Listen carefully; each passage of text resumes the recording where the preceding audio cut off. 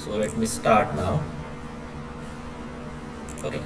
So I will quickly explain what is this Hopfield network first. Okay, and then we'll take its types. Okay. I hope my screen is visible. If not, please let me know. Okay.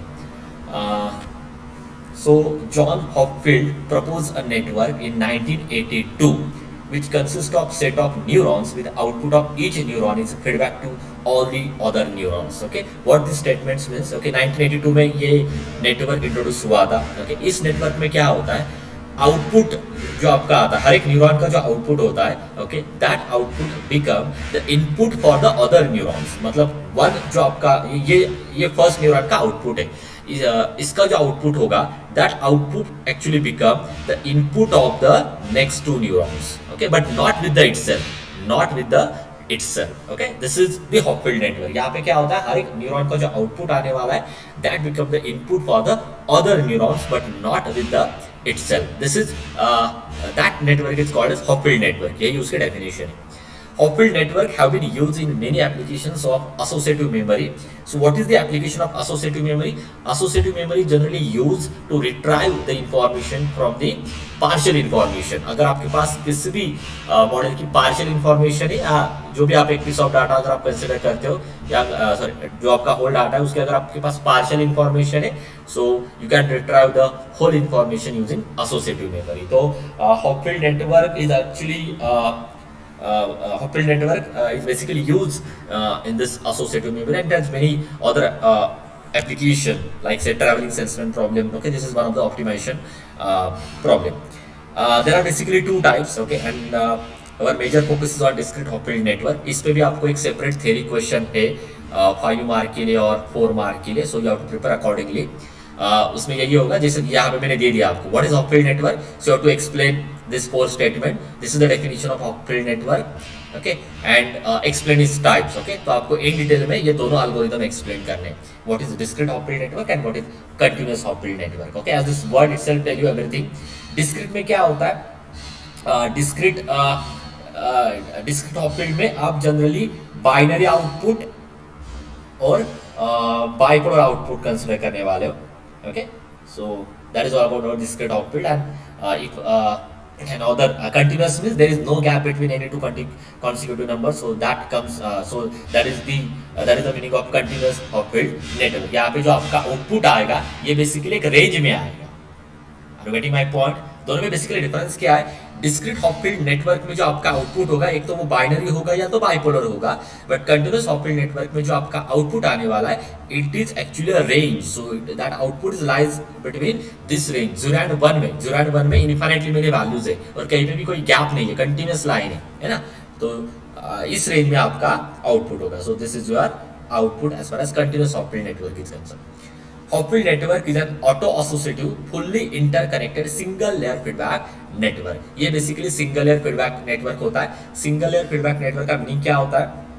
उसमें दो ही layer आते हैं, एक input layer और एक output layer. There is no hidden layer present in Hopfield network. Okay, and it is fully connected network. आप देखो सारे पॉसिबल कनेक्शंस यहाँ पे हमें कंसिडर करने हैं. ठीक है, एंड या next is what. So this is all the introduction of Hopfield network. It is a symmetrical weighted network. ये शायद मैंने आपको प्रीवियस लेक्चर में डिटेल में एक्सप्लेन किया था. But why it is symmetrical? Because in this case also we consider the auto associative memory. Auto associative memory में क्या होता है? The number of elements in input exactly equal to number of elements in output. So input vector and output vector आपका equal आता है, इसलिए जो आपका वेट मैट्रिक्स होता है वो मैट्रिक्स आपका what is the definition of weight matrix? It is actually x transpose into y, input into output. आपका जो नोटेशन था वो ये था शायद SI ट्रांसपोज इनटू SI. मैं इक्वल ले रहा हूँ, x and y both equal है, तो इसलिए यहाँ पे जो मैट्रिक्स आपका कंस्ट्रक्ट हो रहा है वो स्क्वायर मैट्रिक्स आ रहा है. एंड वो जो स्क्वायर मैट्रिक्स है वो आपका क्या आना चाहिए? सिमेट्रिकल आना चाहिए. ओके, तो in case of Hopfield network the weight matrix is actually a symmetric matrix. Okay, so with this condition Wij equal to Wji. एक और कंडीशन इसमें ऐड हो जाती है. क्या है वो condition? the diagonals are 0 with diagonals are 0. Diagonal elements are 0. Okay, diagonal elements are zero. Why? क्योंकि हमें हमें बेसिकली यहाँ पे क्या करना है, जो फीडबैक आपका आता है ना, आउटपुट, ये जो आउटपुट होता है that output become the input of the other neurons. और हमें ये वेट कैलकुलेट करने हैं, ओके, फीडबैक के वेट्स हमें कैलकुलेट करने हैं। तो फीडबैक के जब आप वेट्स कैलकुलेट कर रहे हो यहाँ पे, तो आपको क्लियरली समझ में आ रहा है कि यहाँ पे from that first neuron to itself ऐसी कोई एज है ही नहीं, है ना।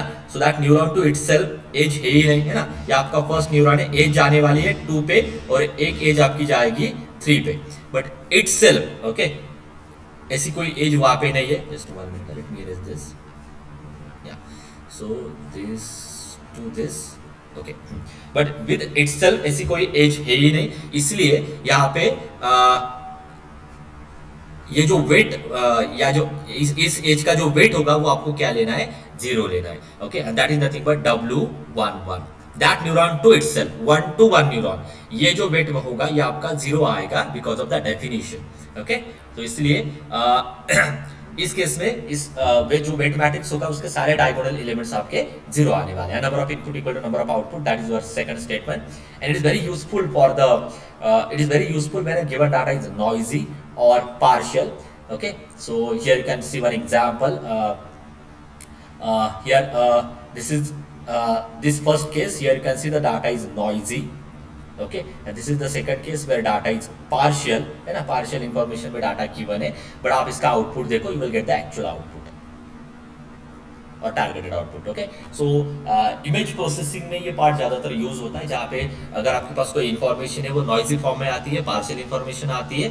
सो यहाँ पे ऑलरेडी स्टोर्ड पैटर्न्स रहते हैं, हॉपफील्ड नेटवर्क में कुछ स्टोर्ड पैटर्न्स रहते हैं, जिससे भी वो मैच करेगा that become your output, okay. So it is very very useful to actually reconstruct a image, okay, from the reconstruct a image from the degraded image or from the noisy image, okay. ऐसे cases में generally इसका आप use कर सकते हो, ठीक है। तो this is the introduction and now let me start this discrete Hopfield network, okay. Hopfield network when operate in a discrete line fashion, okay, then it is called as a discrete Hopfield network, okay.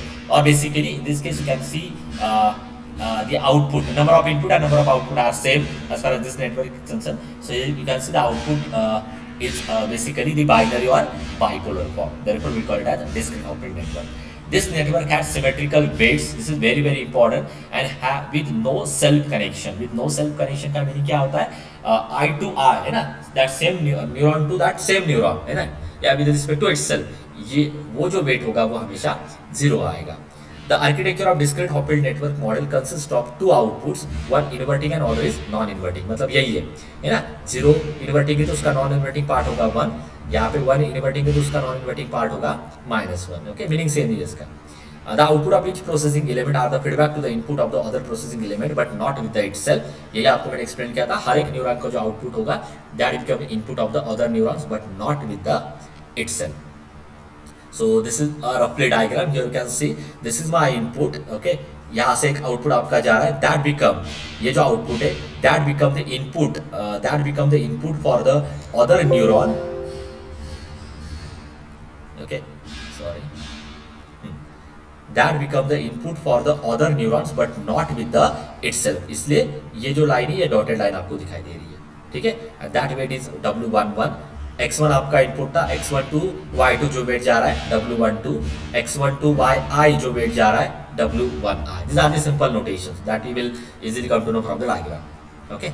And now let me explain the algorithm, okay। Theory question में discrete Hopfield network में आपको explained types, ये भी question आने वाला है 5 और 4 mark के लिए, तो उन टाइप्स में बस आपको ये 4 स्टेप्स याद रखने, okay. Just explain the algorithm, और दोनों का एल्गोरिथम सेम है, बस एक नोटेशन का चेंज होने वाला है, वो आपको मैं एक्सप्लेन करता हूँ, ठीक है।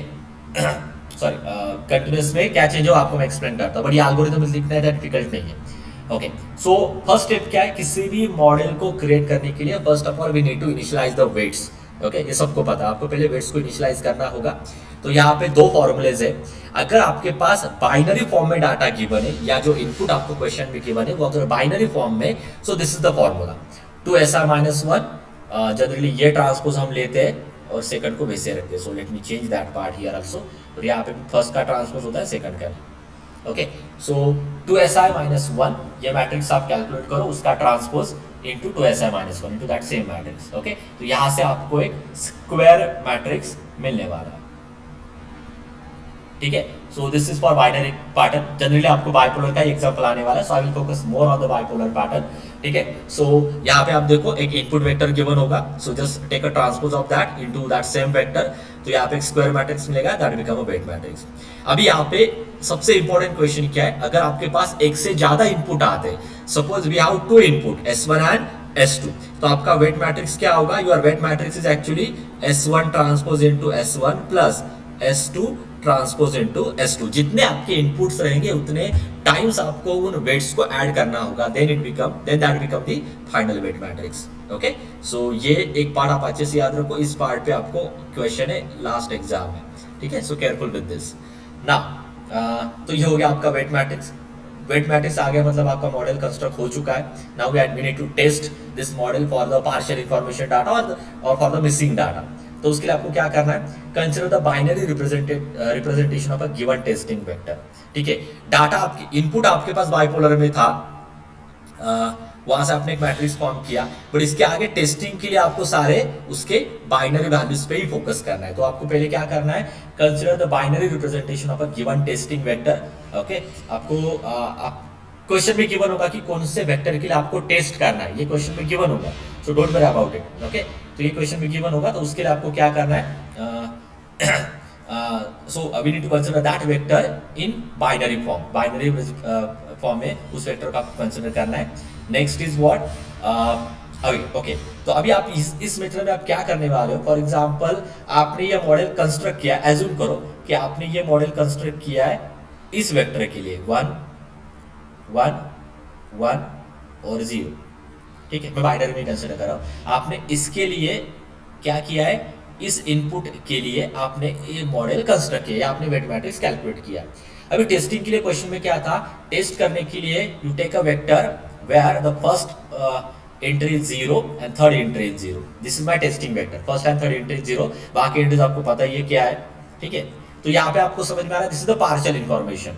आपको एक्सपेक्टेड क्या है? आपको इस S को इस x को, ये जो टेस्टिंग वेक्टर है, इसको आपको एग्जैक्टली इक्वल टू करना है दिस S, है ना, क्योंकि ये आपका इनपुट वेक्टर है।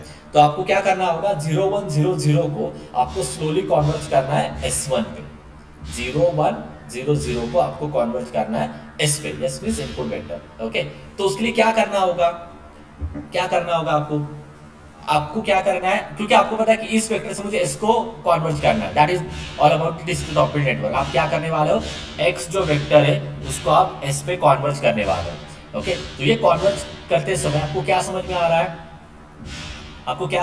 We need to change only 2 entries, correct ना? क्योंकि इस एंट्री में प्रॉब्लम है, क्योंकि ये मैच नहीं हो रहे, सेकंड एंट्री मैच हो रही है और थर्ड एंट्री भी मैच नहीं हो रही है। तो आपको यहाँ पे क्या समझ में आ रहा है? There is a problem in only first entry and third entry. ठीक है, तो यहाँ पे आपका अप्रोच क्या होगा? If I call this value as say y1, if I call this value as say y2, if I call this value as y3 and last value जो भी होगी उसको अगर मैं y4 बोलता हूँ, तो आपको यहाँ पे क्या करना है? बेसिकली मुझे जो y1 एंट्री है, y1 एंट्री क्या है मेरी? 0, इसको मुझे कन्वर्ज करना है 1 पे। ओके, जो मेरी y3 एंट्री है, y3 एंट्री क्या है मेरी? 0, इसको मुझे कन्वर्ज करना है 1 पे। ठीक है, तो ये कैसे होगा? उसके लिए थर्ड और फोर्थ स्टेप है। For that we have this third and fourth step. तो पहले क्या करना है? पहले आप एज्यूम करो आपका जो y वेक्टर होगा that is exactly equal to x। First take y and x both are equal. ठीक है, now I will update one by one in this, I will update each values of this y। Okay, iteratively. इसके आगे मैं क्या करने वाला हूँ? इसके आगे में ये हर एक इंडिविजुअल एंट्री को मैं अपडेट करने वाला हूँ। तो now let me start from the first entry. उसके लिए मैंने इन जनरल फॉर्मूला दिया है स्टेप 4 में। So in general how you update this Y i का फॉर्मूला क्या है? सो वाई आई अपडेट कर, वाई आई क्या आपका आउटपुट है। तो आउटपुट को कैलकुलेट करने के लिए, आउटपुट को अपडेट करने के लिए पहले आपको अपडेटेड नेट इनपुट चाहिए। ठीक है, तो please focus this part here. So to update this Y I, okay, आपको पहले उसका नेट इनपुट कैलकुलेट करना होगा। नेट इनपुट का फॉर्मूला क्या है? xi plus y old into W transpose of ith column. मैं आपको एक्सप्लेन करने वाला एग्जाम्पल के थ्रू अच्छे से, ठीक है। फिर से सुनो, फॉर्मूला क्या है, एक्सआई मतलब ये first entry, okay. First case में ये दोनों सिमिलर ही रहेंगे, नेक्स्ट इटरेशन में ये चेंज होगा, प्लस वाई ओल्ड मतलब प्रीवियस वाई वेक्टर्स क्या था, अभी ये दोनों इक्वली है तो ये सेम वेक्टर, इनटू ये जो डब्ल्यू मैट्रिक्स यहाँ पे आ रहा है, अगर आप आई के लिए कर रहे हो तो इसका ith कॉलम लेना है और उसका ट्रांसपोज, और फिर इसके बाद आपको उस पे एक्टिवेशन फंक्शन अप्लाई करना है। So it takes value 1 when z is positive, it takes value 0 when it is negative, okay. ये मैंने अभी एक्टिवेशन फंक्शन भी मैं बाइनरी में कंसीडर कर रहा हूँ, क्योंकि मैंने मैंने इनपुट वेक्टर बाइनरी में लिया था, ठीक है, इसलिए मैं सब कुछ बाइनरी में कंसीडर कर रहा हूँ। तो ओके, तो यहां से आपको उसके अपडेटेड वैल्यू समझ में आ जाएगी, ठीक है। तो फिर आपका जो y वेक्टर होगा इस अपडेटेड वैल्यू से रिप्लेस हो जाएगा। या आपको तब तक रिपीट करना है जब तक ये y vector exactly equal to आपका टेस्टिंग वेक्टर नहीं आता है तब तक, ओके। सो अभी ये टोटल थ्योरी में एग्जांपल से एक्सप्लेन करता हूं, ठीक है। तो अगर उसमें कुछ डाउट्स आते तो आप मुझे पूछो, ठीक है। So I will explain each and every step with one example, okay. So question क्या है, construct an auto associative discrete Hopfield network for this input. यहाँ पे -1 आ रहा है, ओके। तो आपको पता डिस्क्रीट के क्वेश्चन एक तो बाइनरी में रहेंगे या तो बाइपोलर में रहेंगे, बट आपको पता बाइनरी में कभी भी -1 नहीं आता, इसलिए ये जो इनपुट है ये बाइपोलर में गिवन है।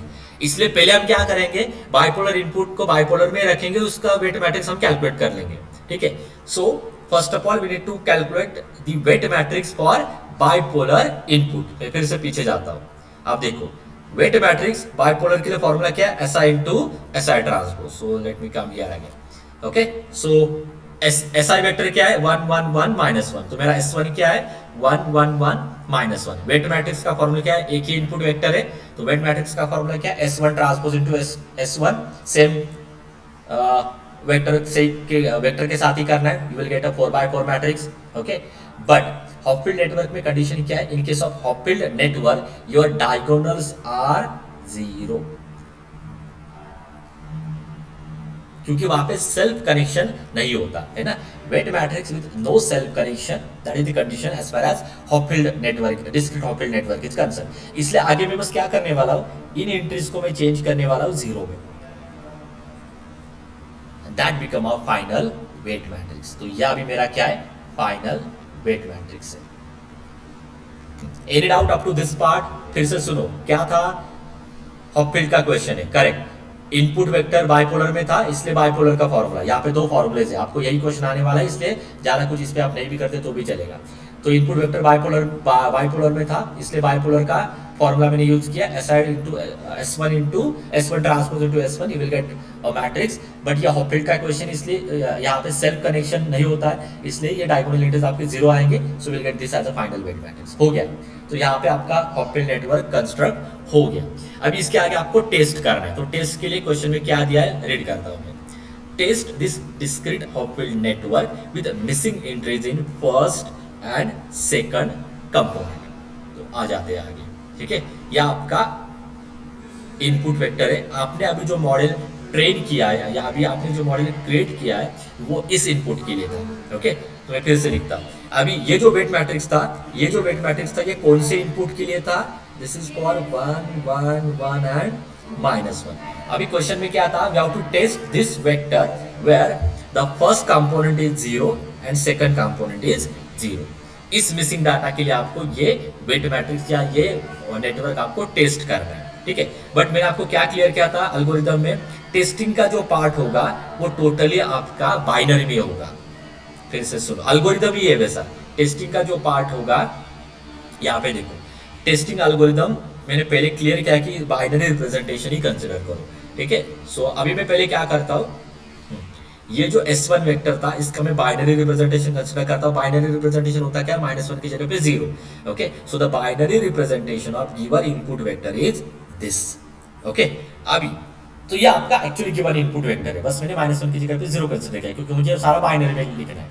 Now we need to test the discrete Hopfield network for first and second missing entry. तो अभी मैं क्या करने वाला हूं, I will consider first place 0 and second place 0। So now this is my testing vector.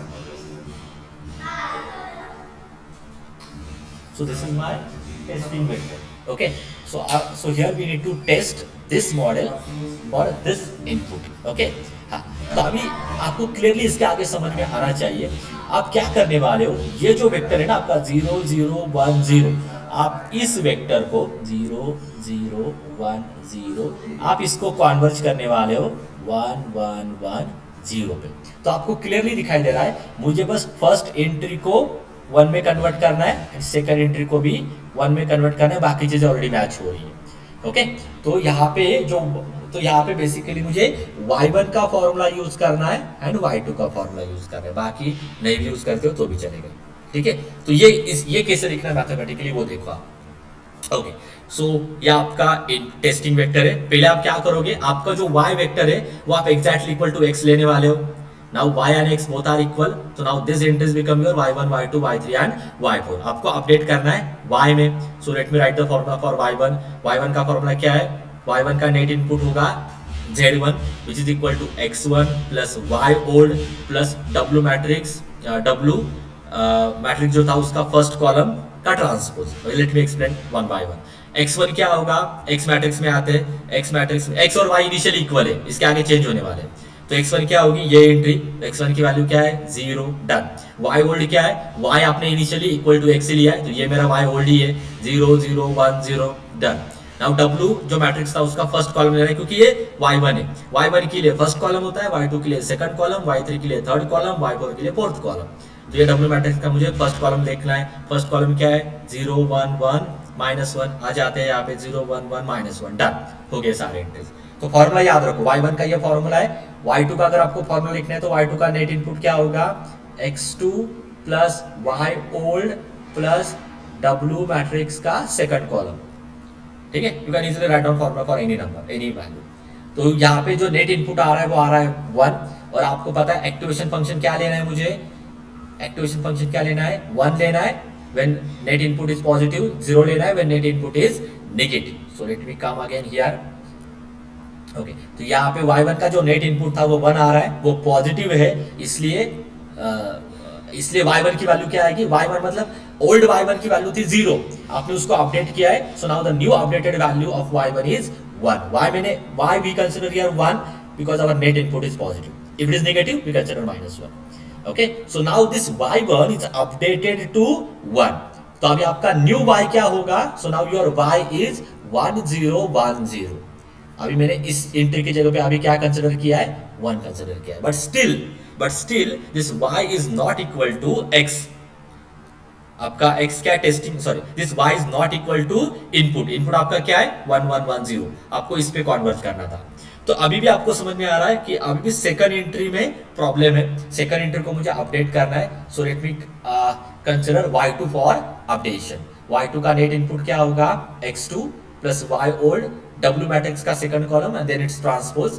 तो x2 क्या होगा आपको अभी पता है, x2 मतलब यहाँ पे आ जा, x2 क्या है 0, x2 0, y ओल्ड, अभी y ओल्ड मतलब y प्रीवियस, ये प्रीवियस y 1 0 1 0 1 0 1 0, w मैट्रिक्स का सेकंड कॉलम, तो w मैट्रिक्स का सेकंड कॉलम। ठीक है, so this is the calculation, ये कैलकुलेशन आपका आ रहा है 2, ये नेट इनपुट था वो पॉजिटिव है, इसलिए y2 की जो अपडेटेड वैल्यू होगी वो क्या होगी 1। एक्टिवेशन फंक्शन में दे दिया है, ये पॉजिटिव आता है तो 1, नेगेटिव आता है तो 0, इक्वल टू 0 आता तो सेम रखना है। ठीक है, तो ये वैसे भी केस नहीं आएगी, सो 1 करेक्ट। सो यहाँ पे y की वैल्यू अभी क्या आ रही है आपकी 1 आ रही है। Now you can see this y vector is exactly equal to your given input vector. ये अभी दोनों इक्वल आ रहे, यहीं पे हमारी प्रोसेस स्टॉप हो जाएगी। तो यहाँ पे आपने क्या किया था, जो टेस्टिंग वेक्टर आपने लिया था 0 0 1 0, इसमें डाटा मिसिंग था, फिर भी आपने इसको कन्वर्ट किया था to the actual input. But remember testing vector का जो पार्ट है उसमें सारा कैलकुलेशन बाइनरी में रखना है, उसके ऊपर का जो कैलकुलेशन है वो बाइपोलर में होता है। Please see this difference. Okay, that is all about discrete complete network. Okay, इस पे आपको क्वेश्चंस है।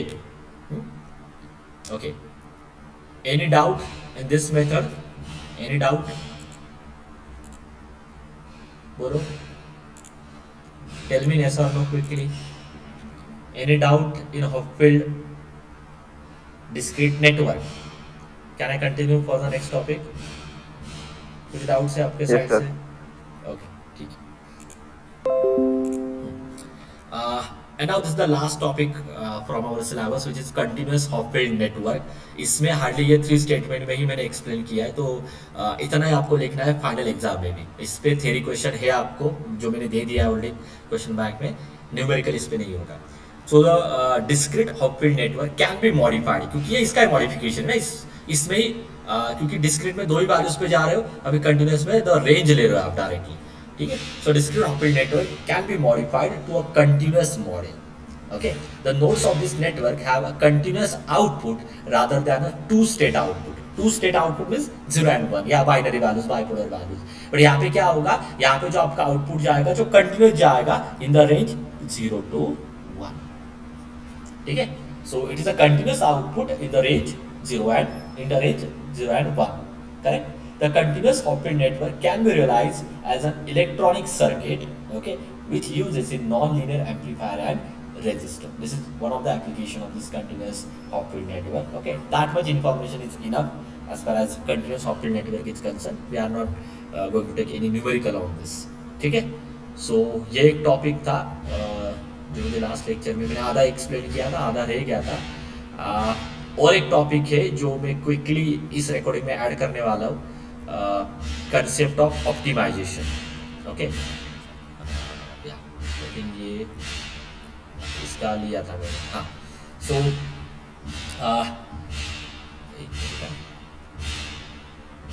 यहाँ से लेता हूँ। Okay, just quickly within 10 minutes I will just explain this gradient descent optimisation algorithm. Okay, तो इस पे क्वेश्चन आप देखो, 2 टाइप के क्वेश्चन है।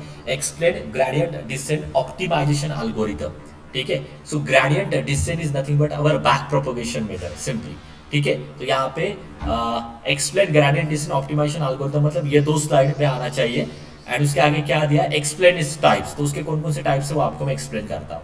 ओके, वो जो भी टाइप्स है those are your optimizers basically, और ऑप्टिमाइजेशन एल्गोरिथम्स आर देयर, ठीक है। तो सेकंड क्वेश्चन वही है जो इसके टाइप्स है, उस पे ही सेकंड क्वेश्चन है, explain any 4 optimizers in neural network and their advantages and disadvantages, ठीक है।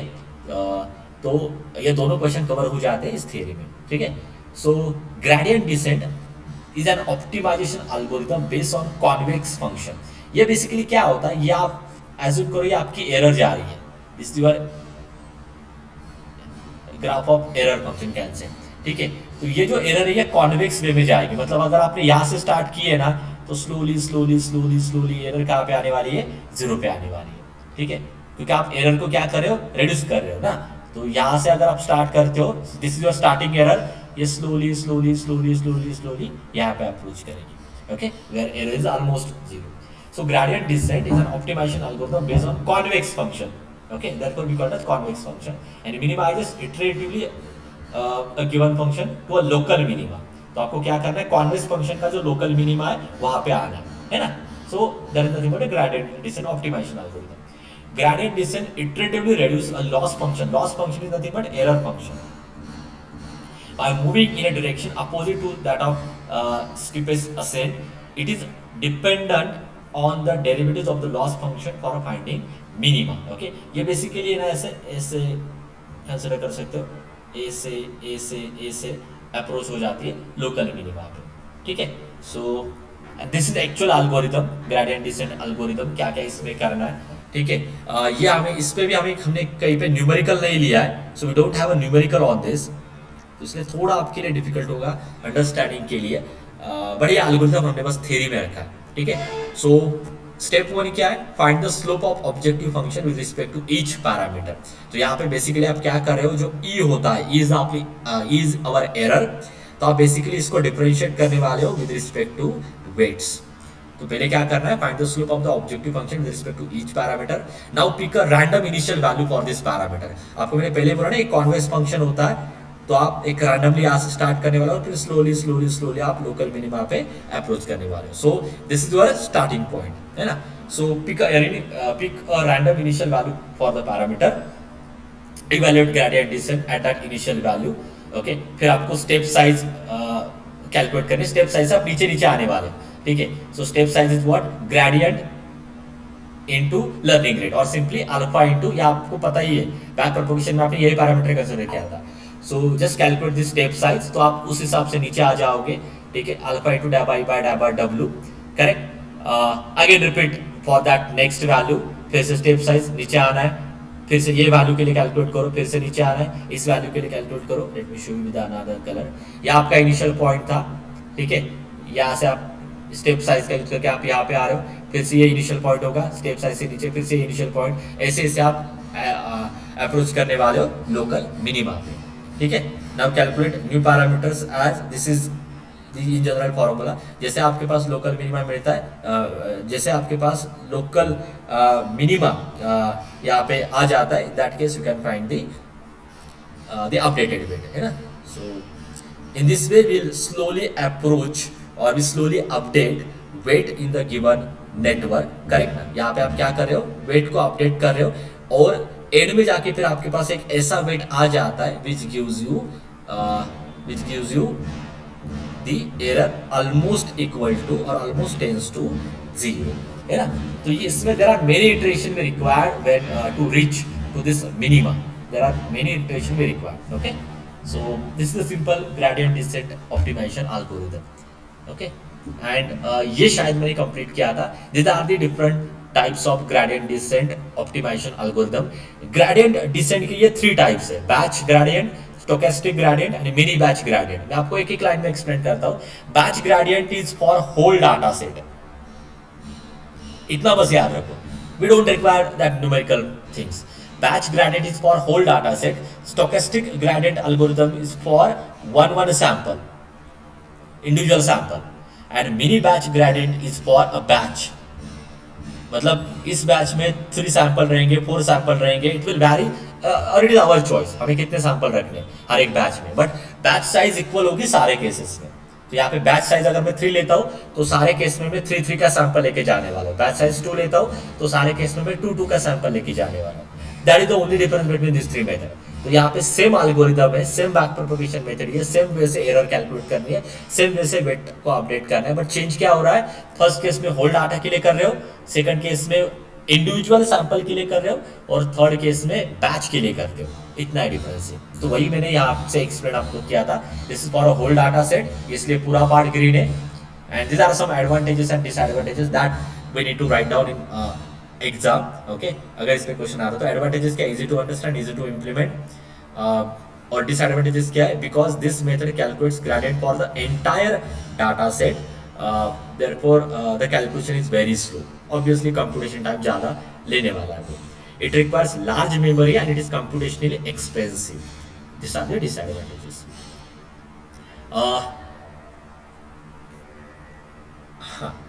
So again there are some more introduction. जो भी पार्ट अभी मैंने आपको एक्सप्लेन किया था ना, वही theoretically मैंने दिया है। A term batch denote the total number of samples or the whole data set, है ना।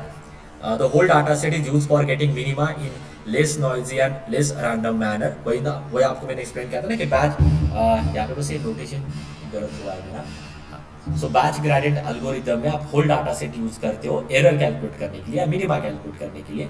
If data set is very big then it become computationally very expensive to perform, ठीक है। तो यहाँ पे बस आपको ये 3 स्टेटमेंट इसके एक्सप्लेन करने, ये लास्ट का एल्गोरिथम, फॉर्मूला सेम ही है, बैक प्रोपगेशन का ही फॉर्मूला है, ठीक है। सो ये इतना डिफिकल्ट नहीं जाएगा, ओके। तो यही पार्ट प्रीवियसली मैंने बस इतना ही एक्सप्लेन किया था, और यही इसका जो इंट्रोडक्शन ये मैंने थ्योरेटिकली यहाँ पे दिया, ओके। इसका जो इंट्रोडक्शन है यही मैंने यहाँ पे थ्योरेटिकली दिया, तो आपको समझ में आ जाएगा, ओके।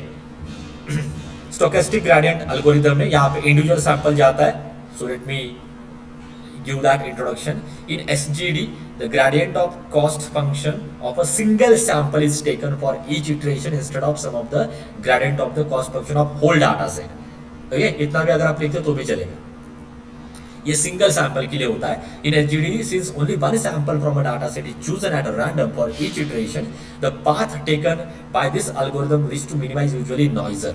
यहाँ पे क्या होता है, क्योंकि प्रीवियस केस में आप होल डाटा सेट के लिए एरर कैलकुलेट करते हो, इसलिए आप स्मूथली लोकल मिनिमा पे अप्रोच करते हो। यहाँ पे इंडिविजुअली जाता है इसलिए इसमें नॉइज ज्यादा होता है, आ जाता है वो लोकल मिनिमा पे, बट नॉइजीनेस इसमें ज्यादा होता है, okay. You can see here. So since only one sample from data set is chosen at random for each iteration, the path taken by algorithm to reach minima is usually noisier than your typical gradient descent algorithm. ठीक है, तो वही जो part था वो मैंने theoretically यहाँ पे explain किया है. And there are some advantages and disadvantages. Frequent update of model parameter require less memory, allows the use of large data set as it has to update only one example at a time. ठीक है, individually हो रहा है तो large data set के लिए आप जा सकते हो. ठीक है, या इसमें कंप्लीशन टाइम लेस हो जाएगा एंड एटलीस्ट आपका आउटपुट मिल जाएगा.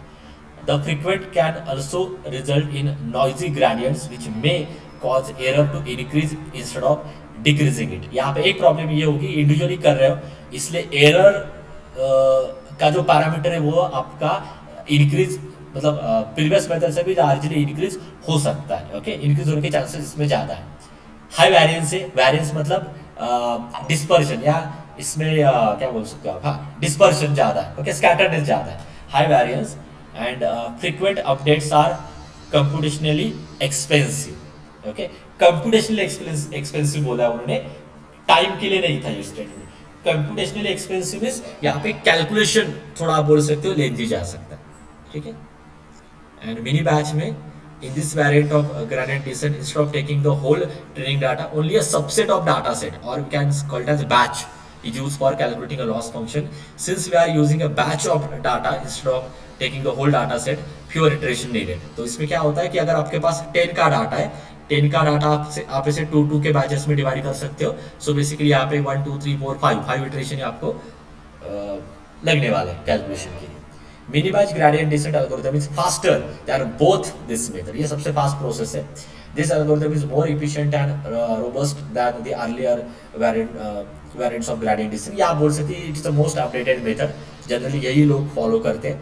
मोर over the cost function in mini batch gradient descent is noisier than the batch gradient descent algorithm but smoother than that of stochastic gradient descent algorithm. आप बोल सकते हैं middle पे. ओके, बैच ग्रेडियंट और stochastic gradient से अगर आप compare करते हो तो यहाँ पे कॉस्ट फंक्शन का जो ग्राफ था, एरर का जो ग्राफ था, इट इज ऑलमोस्ट कॉन्वेक्स. ये ऑलमोस्ट कॉन्वेक्स है. ओके, सो ये क्वेश्चन आपको आने वाला एग्जाम में, ये जो टॉपिक होगा ये थ्योरेटिकली होगा, इसके न्यूमेरिकल्स आपको प्रिपेयर नहीं करने. Again there are some advantages and disadvantages. It leads to more stable convergence, more efficient gradient calculation, required less memory, less amount of memory. Mini batch gradient descent does not guarantee a good convergence. ये इसका disadvantage है. If the learning rate is too small, the convergence rate will be slow. If it is too large, the loss function will oscillate or even deviate at the minimum value. ठीक है, कभी कभी क्या होता है क्योंकि आप एरर को मिनिमाइज कर रहे हो, आप ऐसे अप्रोच कर रहे हो कॉन्वेक्स वे में, है ना, तो यहाँ पे कभी कभी प्रॉब्लम क्या हो सकती है कि वो लोकल मिनिमा आपको मिलने ही नहीं वाला. ओके, और ये ऑसिलेट होता जाएगा लोकल मिनिमा या बट आप नीचे नहीं जा पाओगे. यही ऐसे ऑसिलेशन में वो अटक सकता है. That is also the problem in case of batch mini batch gradient algorithm. Okay, so और ये कंपैरिजन का टेबल है जिसपे सेपरेट क्वेश्चन आपको आने वाला एग्जाम में. Explain the difference between batch gradient descent, stochastic gradient descent and mini batch gradient descent. तो जो अभी मैंने एक्सप्लेन किया था वही है. Entire data set, single observation, batch में कॉस्ट फंक्शन मतलब एरर स्मूथली रिड्यूस होती है. Lots of variation is cost function, थोड़ा आप देखो, and smoother cost as compare to SGD. यहाँ पे ज़्यादा नॉइजी होगा, यहाँ पे इससे कंपेरेटिवली तो कम होगा, इससे कंपेरेटिवली कम होगा, बट इससे मतलब ये सबसे स्मूथ है.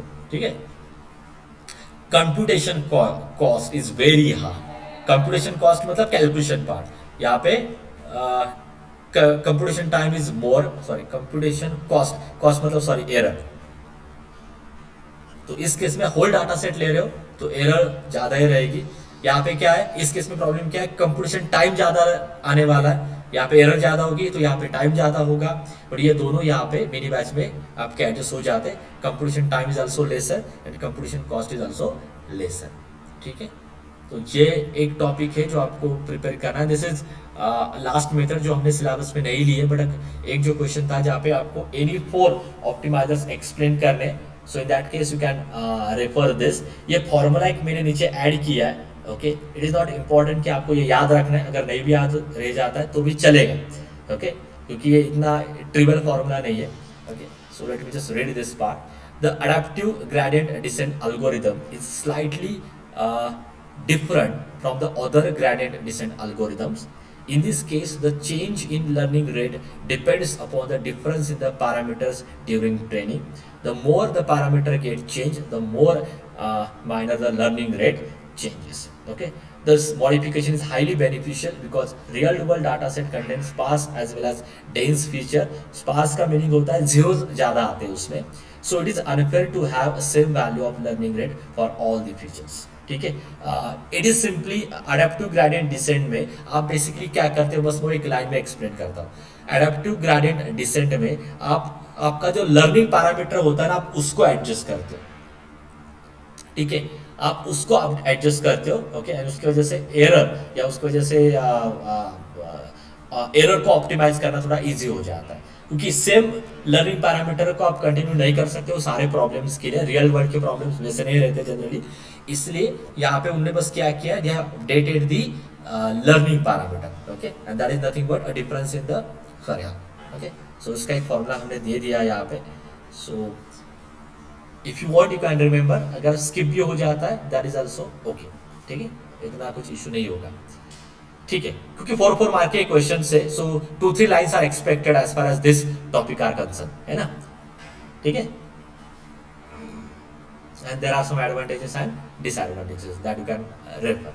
तो ये जो ऑप्टिमाइजेशन का टॉपिक था, इसमें 2 लाइंस भी अगर आप लिख पाते हो that will be also okay, okay, 2-3 lines, क्योंकि आपको पता है अगर 4 मार्क का क्वेश्चन है एंड 4 टाइप्स है, तो हर एक टाइप पे मिनिमम 2 और 3 लाइंस अगर आ भी जाती तो भी कंसिडर हो जाएगा, ओके, इतना इशू नहीं आएगा, ठीक है।